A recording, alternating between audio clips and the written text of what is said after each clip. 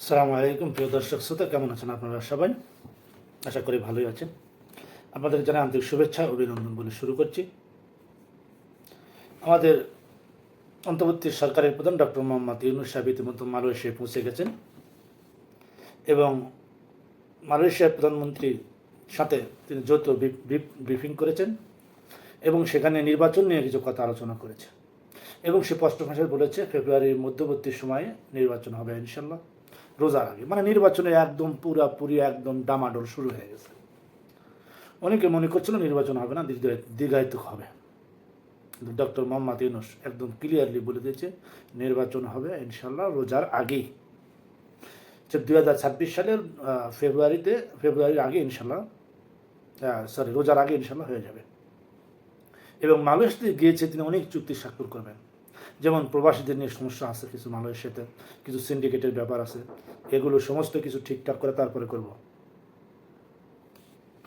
মালয়েশিয়ার সম্পর্কে কিছু কথা যেটা বলতেই হবে, সেটা হলো মালয়েশিয়ার আমাদের অন্যান্য দেশ থেকে যেতে হাইস্ট হলে 1,50,000-60,000 টাকা লাগে, আর আমাদের সেখানে যেতে টাকা লাগে 4 লাখ, 5 লাখ, 6 লাখ টাকা করে। এটাই হলো মেন সমস্যা আমাদের দেশের। তো সেটা সরকার ডাইরেক্টলি সমাধান করার জন্য এবং তিনি মালয়েশিয়া ইনশাল্লাহ সরকারের সাথে বসে সমাধানটা করবো অতি দ্রুত।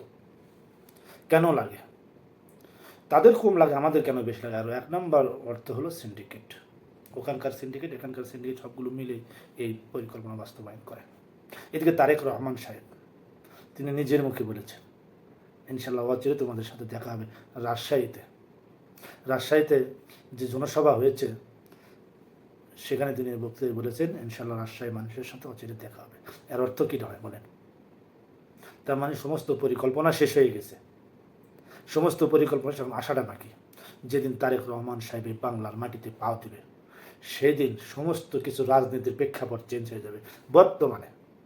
বর্তমানে কিন্তু রাজনীতির প্রেক্ষাপট পুরোটাই চেঞ্জ। দেখছেন, আপনাদেরকে বলেছিলাম না আগে, যত দিন ঘনিয়ে আসবে তত রাজনীতির প্রেক্ষাপট চেঞ্জ হয়ে যাবে। ছোটো ছোটো দলগুলো দল ছুট হয়ে যাবে।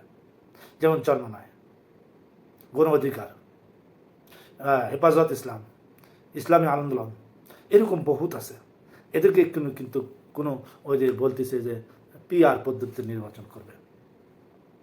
এর একটাই কারণ, তারা সাধারণভাবে যে ভোটটা হইতেছে এইভাবে ভোট যদি হয় তারা একটি আসনেও জিতে আসতে পারবে না। এই কারণে তাদের উদ্দেশ্য হলো পিআরপি পদ্ধতিতে যদি ভোট হয় তাহলে তারা সবগুলো বাংলাদেশ মিলে যদি একটা এমপি দেওয়া হয় তাদের লাভ।